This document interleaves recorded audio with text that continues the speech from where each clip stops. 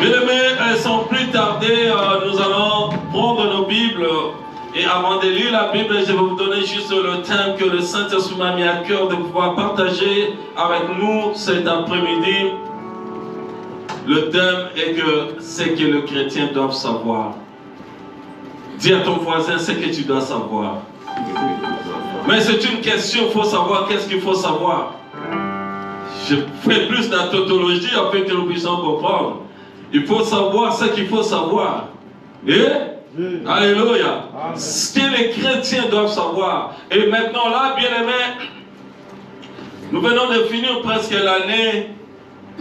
Je sais que chacun de nous, il se prépare, il sait comment il a travaillé l'année prochaine. Déjà vers le mois de février, il va préparer ses taxes. Et tout dépend aussi de ce que tu as fait et tu dois déclarer ce que tu as reçu comme le revenu. Alléluia. Mais ce n'est pas ça ce que je veux dire. Si je l'ai épinglé, c'est par rapport à notre sujet d'aujourd'hui.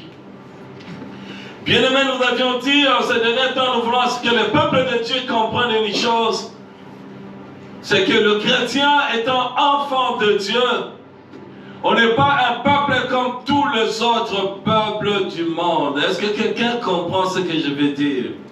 Est-ce que tu veux bien comprendre ce que je veux dire? Alléluia.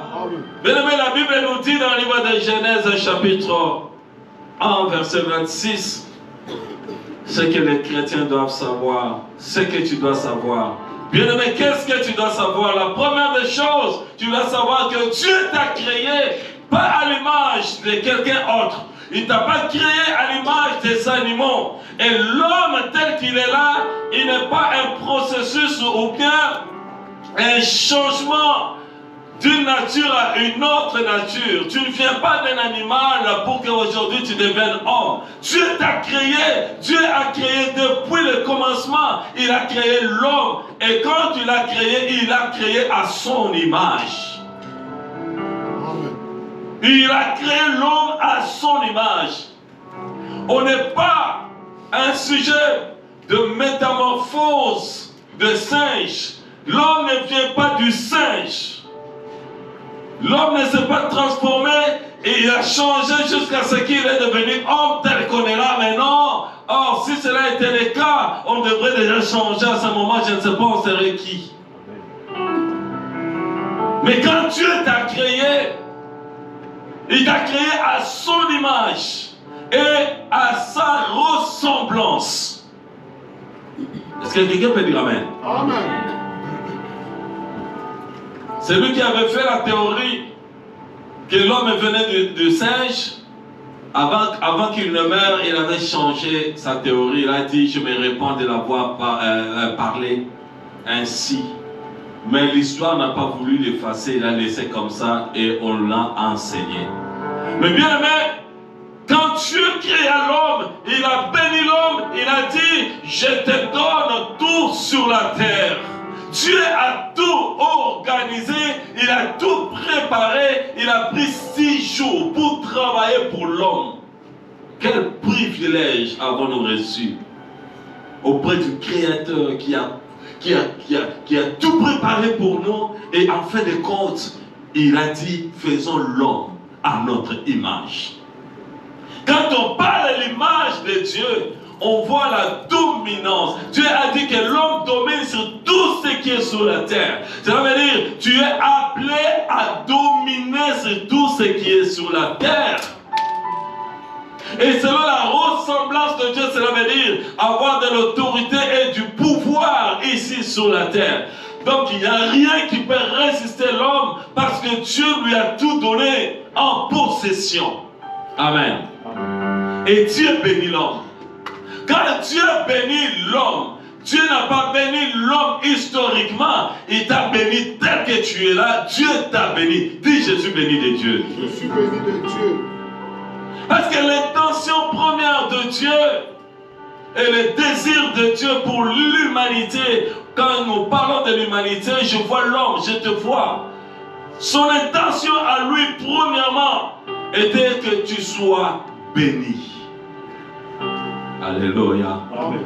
Il faut comprendre qu'est-ce que la bénédiction d'abord avant d'aller plus loin. Qu'est-ce que la bénédiction? Bien-aimé,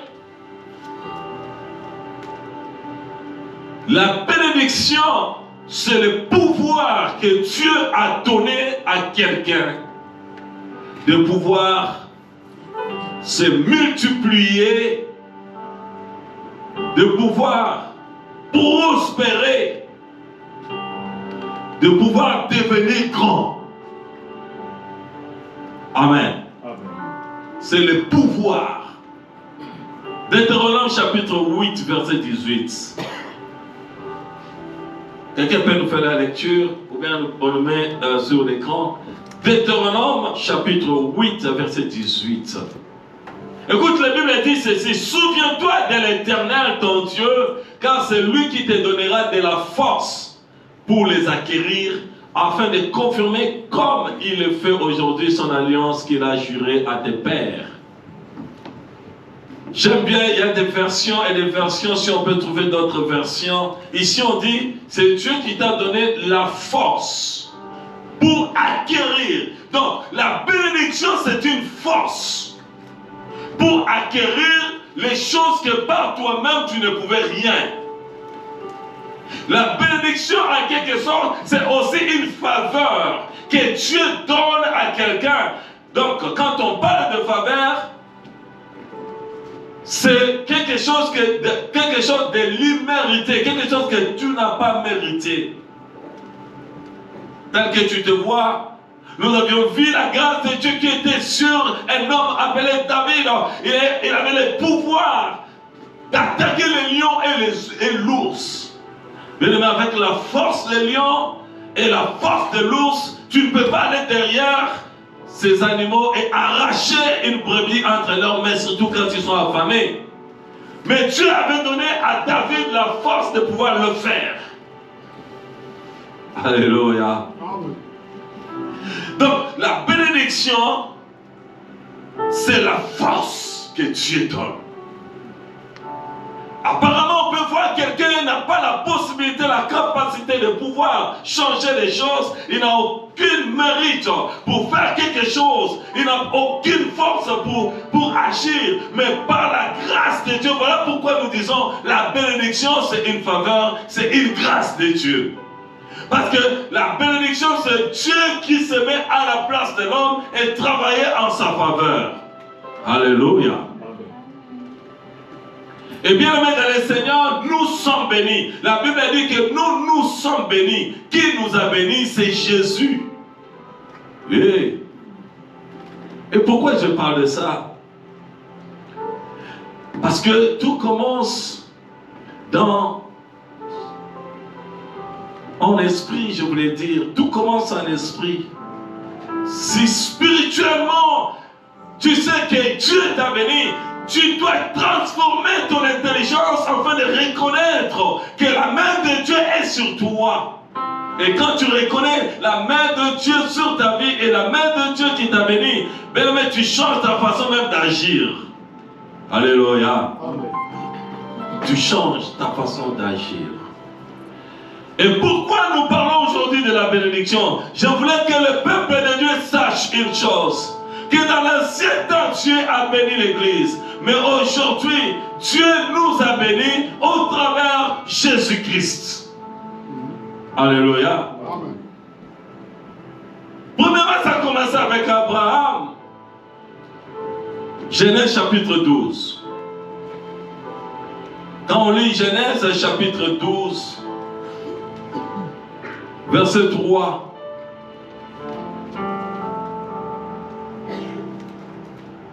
Genèse chapitre 12, verset 3. Qu'est-ce que dit la Bible?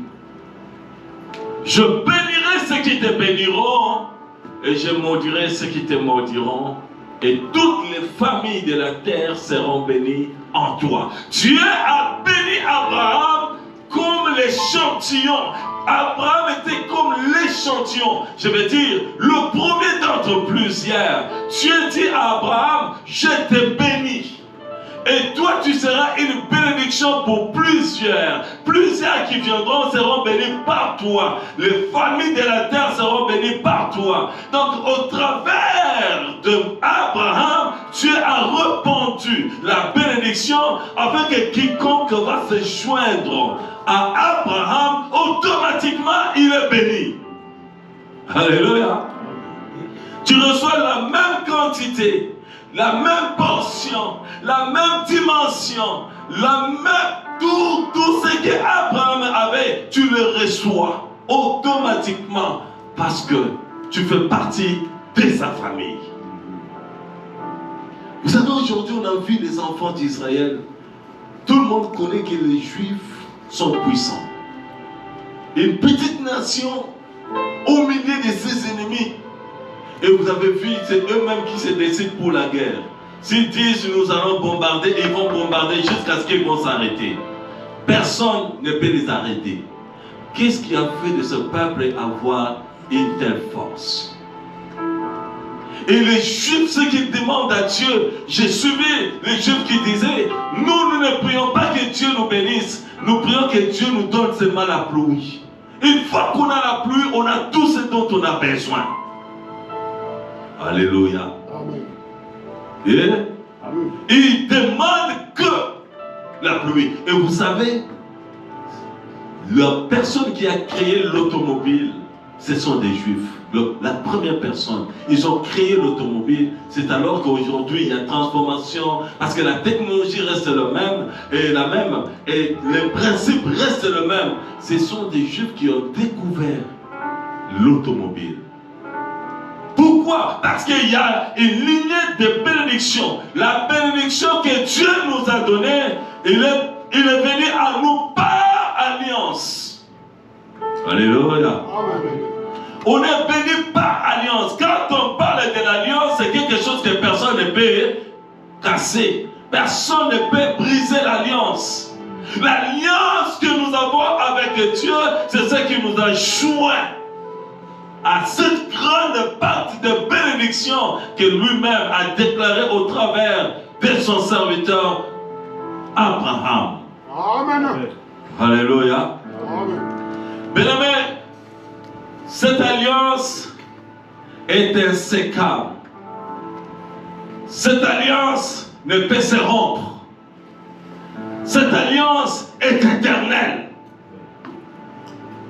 Galates chapitre 1. Amen. Alléluia. Galates chapitre 3, versets 8 et 14. Quand tu as décidé de te bénir, écoute, la Bible dit ici, aussi l'Écriture prévoyant que Dieu justifierait les païens par la foi, a d'avance annoncé cette bonne nouvelle à Abraham. Écoute, d'avance Dieu a prévu, il a parlé à Abraham. Aussi l'Écriture prévoyant que Dieu justifierait les païens par la foi, a d'avance annoncé cette bonne nouvelle à qui? À Abraham. Et il dit quoi encore? Toutes les nations seront bénies en quoi? En toi. Bien-aimé, Abraham, son alliance avec Dieu, c'est une alliance que personne ne pouvait les casser. Personne n'avait le pouvoir de casser l'alliance que Dieu a faite avec Abraham.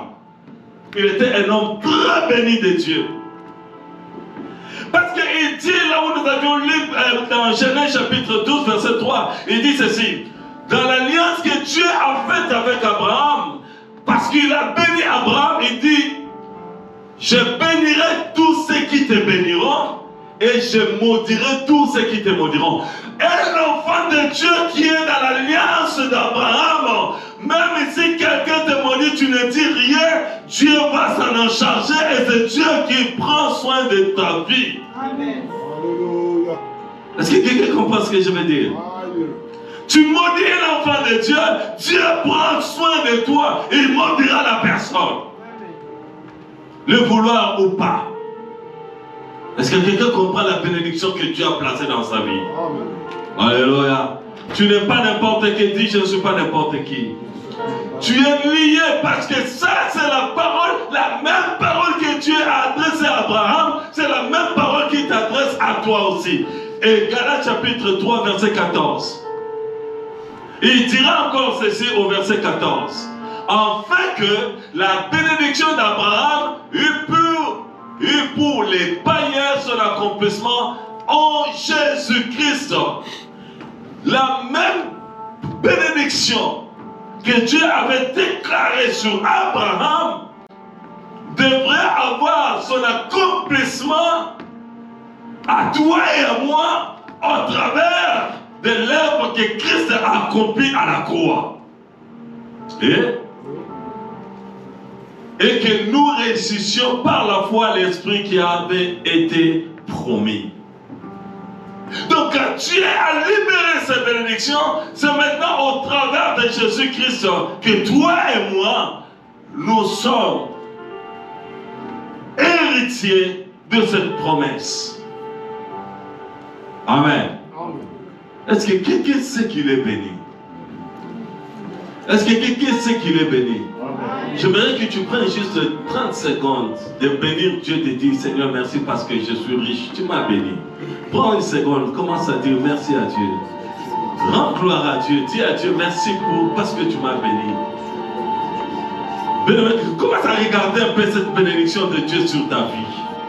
J'aimerais que tu le réalises un peu en toi, que Dieu t'a béni et que tu fais partie de la bénédiction d'Abraham.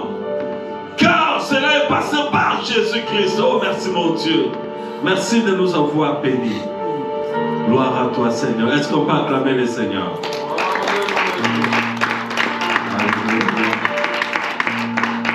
Amen, amen. Amen. La bénédiction, j'ai dit, c'est la force, c'est l'habilité, c'est le pouvoir. Deutéronome 8, 18, nous l'avions lu. C'est Dieu qui donne le pouvoir de prospérer. Voilà pourquoi l'apôtre Jean pouvait dire à Gaius, je souhaite que tu prospères à tous égards et que tu sois en bonne santé, qu'on prospère l'état de ton âme. Un enfant de Dieu qui est béni d'Abraham, il n'est jamais maudit. Personne n'a le pouvoir de te maudire. Parce que celui qui t'a béni ne peut jamais changer sa parole. Et personne ne peut changer la parole de la bénédiction que Dieu a libérée pour ta vie. Amen. Alléluia. Amen. Personne n'a le pouvoir de te maudire. Et personne n'a le pouvoir de changer ta destinée à moins que tu l'autorises. Et le pouvoir vient de toi, pas de Dieu. Dieu ne l'a pas permis. Et si Dieu ne l'a pas permis, personne n'a le pouvoir de le faire. C'est pourquoi Balaam, quand il voulait maudire Israël, il a dit, je vois ce peuple au-dessus de la montagne. Dieu, quand il t'a béni, il t'a mis à asseoir avec Jésus-Christ dans le lieu céleste. C'est là où tu es assis. Bien que tu es sur la terre, tu n'es pas sur la terre, mais tu es assis ensemble avec Jésus dans le lieu céleste. Voilà pourquoi aucun sorcier n'a le pouvoir sur ta vie. Ils te feront la guerre, mais ils ne te vaincront pas. Parce que celui qui est en toi est plus fort que celui qui est dans le monde. Est-ce que l'Église peut dire Amen? Amen. Hey. Hey. Bien aimé. Maintenant, Christ est venu accomplir ces choses à nous.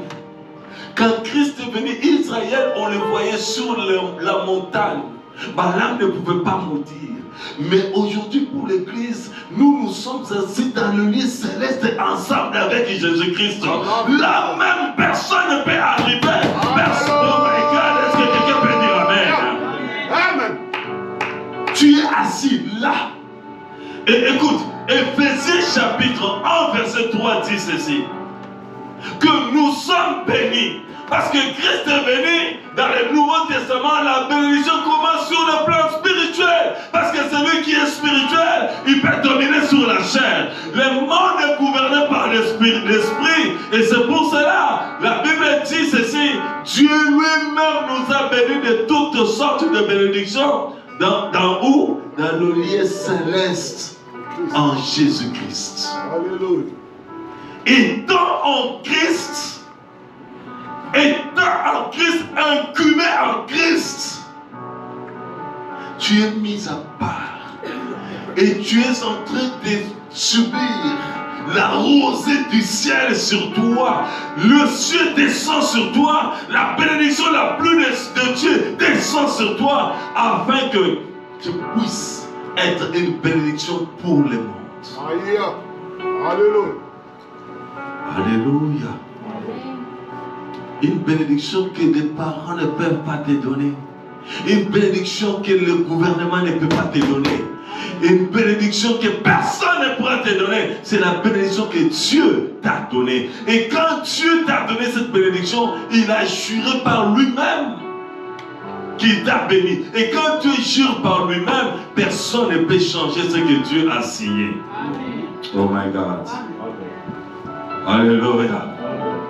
Oui, parce que la Bible dit, c'est le supérieur qui bénit l'inférieur. Donc l'inférieur est béni par le supérieur. Yeah. Amen. Amen. Dieu a permis que nous soyons bénis par lui. Lui-même. Et nous avions reçu cette bénédiction, ça nous a liés à rester sous cette influence, sous cette force, sous cette puissance avec nous. Bien-aimés dans le Seigneur. Oh my God. Nous allons lire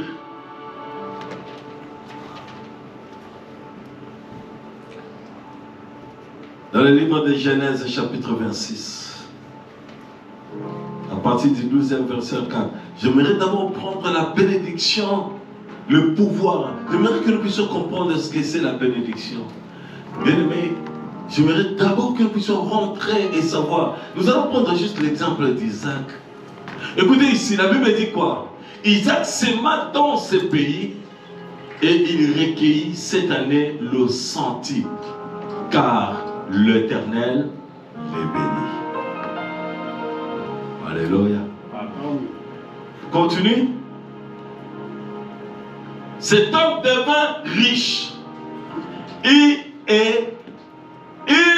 alla s'enrichissant de plus en plus jusqu'à ce qu'il devient fort riche. Oh my God. Il était riche. La Bible dit, cet homme qui? Isaac. Il était riche. Mais il s'en alla de plus en plus en s'enrichissant.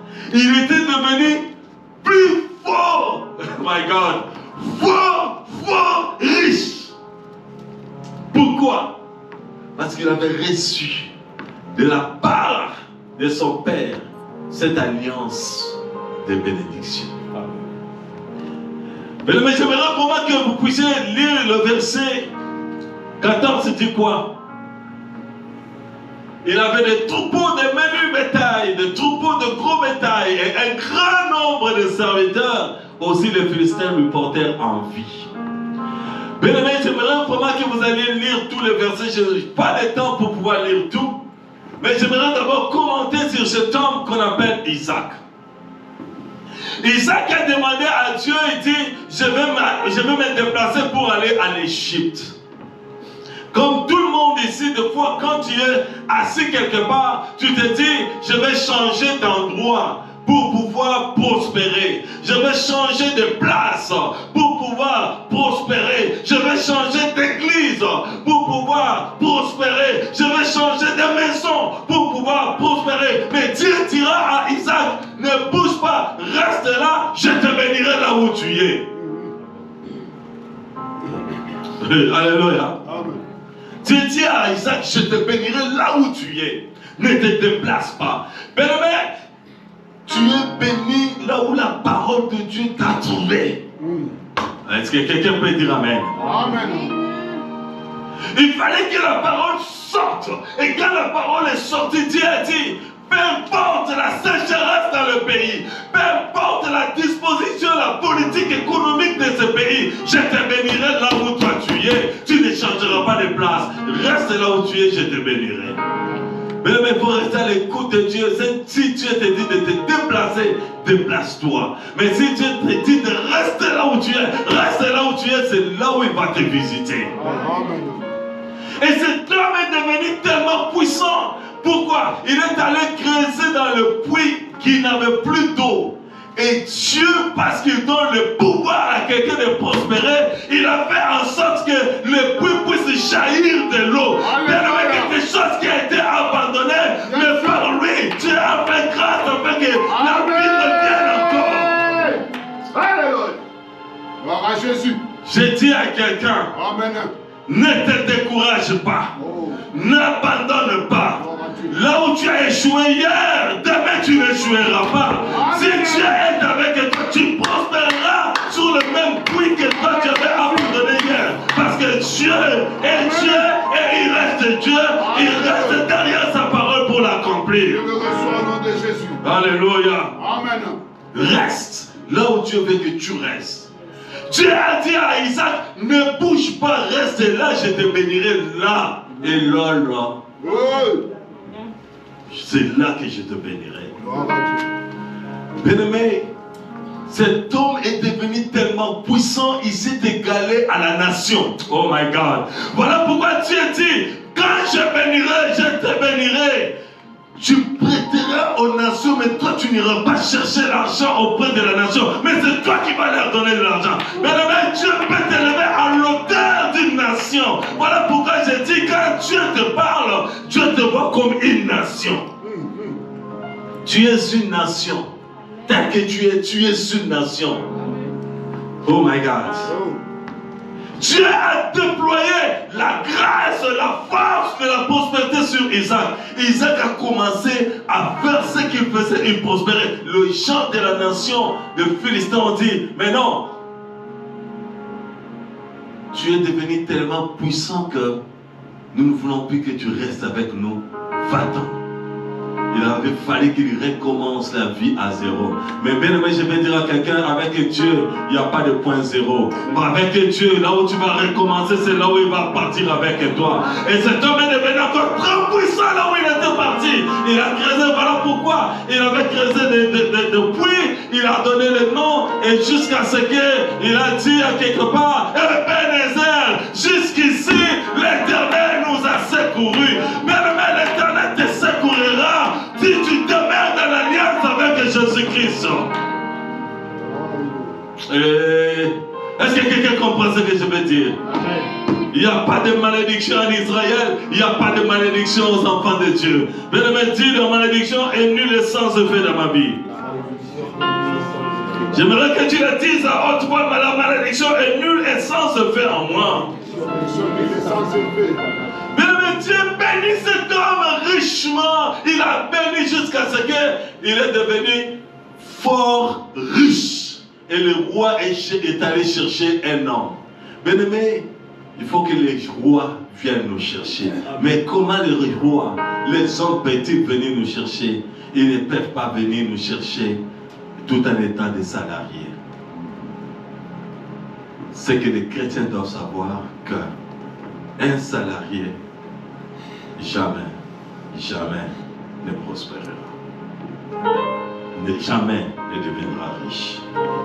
Tu peux prospérer, tu ne deviendras jamais riche. Parce que dans le salaire, tu calcules le loyer, tu calcules les factures de l'électricité, tu calcules l'internet, tu calcules, je ne sais pas, les assurances maison, tu calcules, même si tu achètes une maison, tu es resté limité dans ta vie. C'est que les chrétiens doivent savoir. Mais je vais porter à chacun des enfants de Dieu l'esprit de la rébellion, l'esprit de l'investissement. Nous devons quitter l'étape où nous sommes, l'étape de rester. Premièrement, on fait des prières. C'est maintenant que j'ai commencé à comprendre qu'on ne peut pas rester gêné, prier tous les jours. Seigneur, donne-moi de l'emploi. Demande à Dieu, ouvre-moi les yeux que je comprenne ce que je dois faire pour devenir grand. Écoute, tu es béni. Vous avez vu toutes ces bénédictions? Maintenant, travaille pour quelqu'un. Tu vas voir comment la personne va être prospère. Toi, tu es béni. La Bible dit, ceux qui tes mains feront seront bénis. Tu touches quelque chose qui appartient à quelqu'un, tu travailles pour la personne est bénie, son entreprise est bénie. Mais toi, ta bénédiction, tu es en train de les gâcher, de les gaspiller. Or, bien aimé, les enfants de Dieu doivent se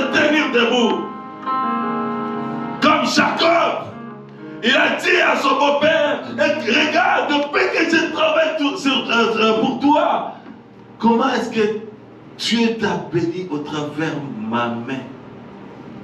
Au travers de ma main, Dieu t'a béni richement.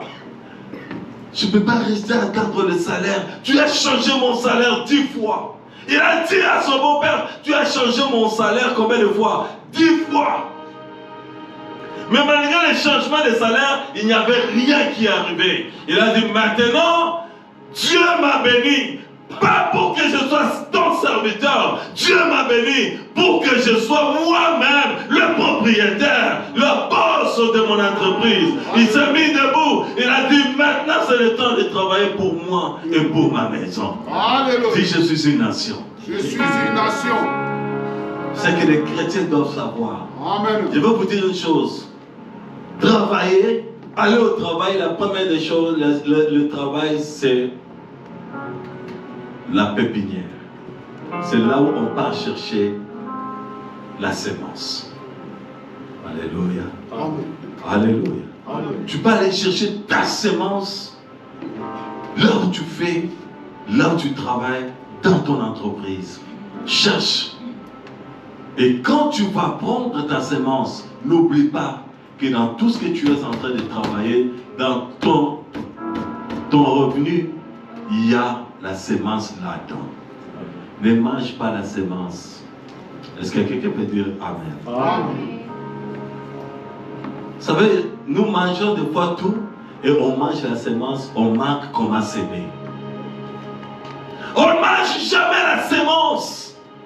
Quand Dieu te donne tout ce que Dieu te donne, il te donne la sémence dedans. Voilà pourquoi les agriculteurs, quand ils moissonnent, ils gardent une partie.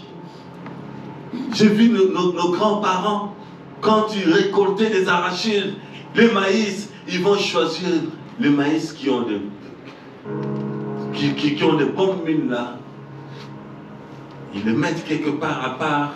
Ils prennent les arachides, ils disent, ça c'est pour la saison prochaine. Mais combien d'entre nous aujourd'hui, si on se tient dans leur compte bancaire, ils ont même 10 000, 20 000. Alléluia. C'est parce que le salaire, deux fois, si on ne comprend pas que c'est la source des semences, il faut avoir sa semence, on mangera même la semence et on finira de devenir pauvre. J'ai lu un monsieur qui a dit, si tu n'as pas un endroit qui te régénère de l'argent pendant que tu dors, tu travailleras jusqu'à ta vieillesse. Est-ce que quelqu'un peut dire Amen? Amen. Tu n'as rien qui te régénère pendant que tu dors. Tu vas travailler jusqu'à ce que tu dois devenir vieux. Il va arriver à un moment où quand tu dors, tu sais qu'il y a quelque chose qui me revient quelque part. J'ai une source de revenus. Bien aimé, un homme m'a fait rire. Il y avait un frère qui travaillait, je ne sais pas, à Bourassa, je ne sais pas quoi, les gens qui travaillent dans le champ. Alors, il était tellement malade. Le boss, le chef d'équipe lui dit, mais tu ne peux pas rentrer. Il dit, non, non, non, je vais travailler. Mais tu vois la personne malade. Est-ce que quelqu'un peut dire Amen? Amen. Dis Amen très fort. Amen. Il continue à travailler. Alors, on pose la question à son ami, mais vous ne pouvez pas parler à votre ami qu'il est malade, il peut rentrer à la maison et se reposer. Elle dit, ah, rentre à la maison, c'est toi qui vas payer les factures pour lui. Tu vois, quelqu'un qui préfère travailler même en étant malade, parce qu'il sait que si j'abandonne là, ça va être catastrophique. Mais quand Dieu t'a béni, il t'a béni pour devenir entrepreneur. La dimension, la grandeur de la bénédiction que tu as, c'est la dimension de bénédiction que tu peux créer de grandes choses. Quand je vous prêche, je me prêche. Nous devons changer notre façon de voir les choses. Il a dit ceci dans le livre de Deutéronome chapitre 28. La raison pour laquelle Dieu a béni Il n'a pas béni pour que tu sois serviteur. Dieu t'a béni pour devenir propriétaire. Deutéronome chapitre 28, verset 1. À partir du premier verset 2, 3. I got it. Si tu obéis à la voix de l'Éternel, ton Dieu, en observant et en mettant en pratique tous ces commandements que je te prescris aujourd'hui, l'Éternel, ton Dieu, te donnera la supériorité sur toutes les nations de la terre. La supériorité. Il te donnera. Il va te la donner. Oui, verset 2. Voici toutes les bénédictions qui se répandront sur toi et qui seront ton partage. Lorsque tu obéiras à la voix de l'Éternel ton Dieu. Écoute, bien aimé, ici, Dieu veut maintenant montrer les sphères qui déterminent ta bénédiction. Où est-ce que tu seras béni? Il dit premièrement, tu seras béni dans la ville. Si tu es à Montréal, déjà à partir de Montréal, Dieu te bénit. Mais un jour, je marchais, je regarde les maisons, j'ai dit, mais il y a combien de maisons dans cette nation? Juste dans la ville où nous sommes. Mais étant enfant de Dieu, je dois d'avoir aussi ma propriété. Je dois d'avoir une adresse ici, dans ce pays. Tu es capable d'avoir une adresse dans cette nation ici. Amen.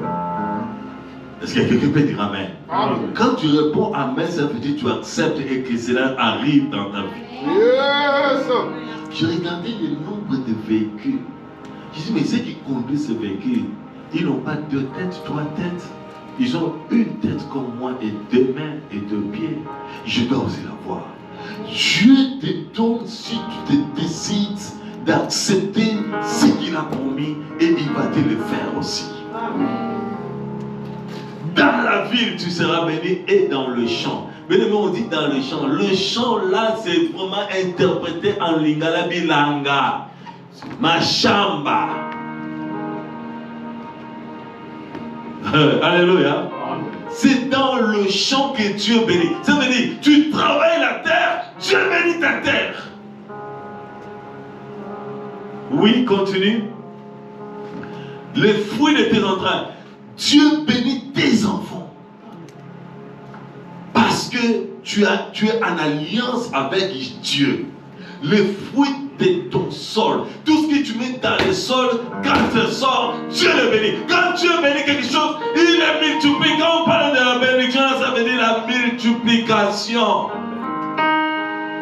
Les fruits de tes troupeaux. Mais les fruits de tes troupeaux à toi.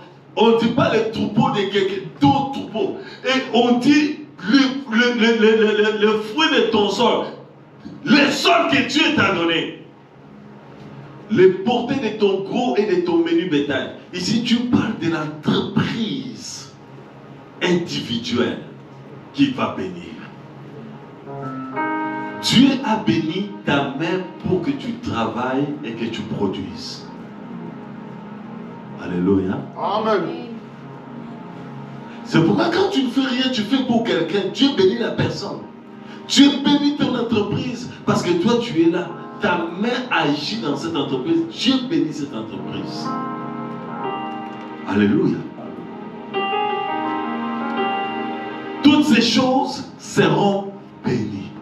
Il dit que ces choses ici seront bénies parce que toi tu es béni. C'est toi qui es le canal de la bénédiction de ces choses. Même là où ça ne peut pas produire, quand toi tu rentres, il y a la production et Dieu te bénit. Alléluia. Oh my God. Je vais m'arrêter par là pour aujourd'hui.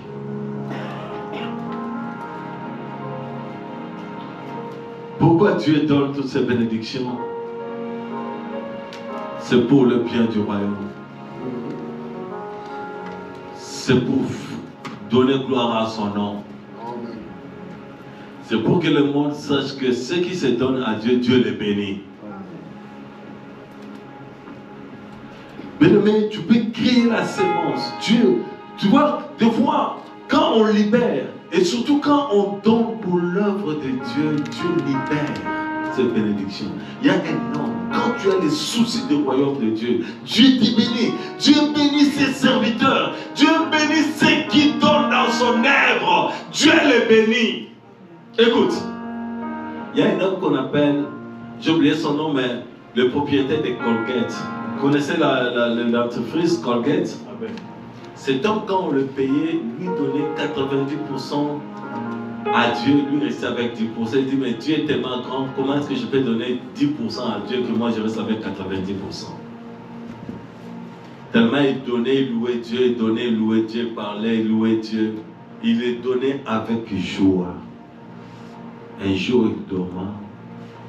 Pendant qu'il dormait, Dieu lui a donné une formule chimique qu'il ne connaissait pas. Il s'est réveillé juste écrit. Vous savez, il y a des visions où tu as des détails vraiment exacts et tu peux même écrire tout ce que tu as vu. Il a vu, il a dit, mais non, ça c'est pas hasard, effet d'hasard. Il est allé voir les chimistes et là, il leur a montré la formule. Les chimistes ont essayé de voir la formule, mais non. Ça c'est une dentifrice qui est très puissante et forte. Il dit, c'est Dieu qui m'a donné. Marque déposée, Colgate. Et cet homme, il est milliardaire de milliardaires parce qu'il avait reçu de la part de Dieu. Venez me donner à l'œuvre de Dieu. Ça ouvre des portes. Je vous ai toujours donné mon exemple. Je suis resté avec $20. Nous avions pris ces $20. Nous avions acheté à manger pour une dame que Dieu m'avait mis à cœur pour qu'on aille la bénir. La dame avait déjà mis l'eau sur le réchaud et ça commençait à bouillir. Il a dit à sa fille, mets de l'eau, Dieu va se pouvoir. On n'a rien à la maison, mais Dieu va se pouvoir. Dieu m'avait touché, il nous avait touché, on a pris, on a acheté ce qu'il fallait, on a apporté à la dame. Et quand ils nous ont vus, ils ont dit, Dieu est avec vous. Mais c'est là que Dieu m'a ouvert des portes. C'est là que Dieu m'avait ouvert des portes. Dieu est capable de faire de grandes choses si tu es disponible à pouvoir accepter ce qu'il te dit de faire. Si tu le fais, tu ne seras pas la même personne. Tu ne seras plus jamais la même personne. Dieu te voit grand. Dieu te voit un entrepreneur. Dieu te voit un homme puissant. Ne deviens pas, ne reste pas un petit. Par la cupidité, par je ne sais pas quoi, bien mais lève-toi et dis, Dieu est avec moi et je suis capable de le faire. Est-ce qu'on peut s'élever? Nous allons prier.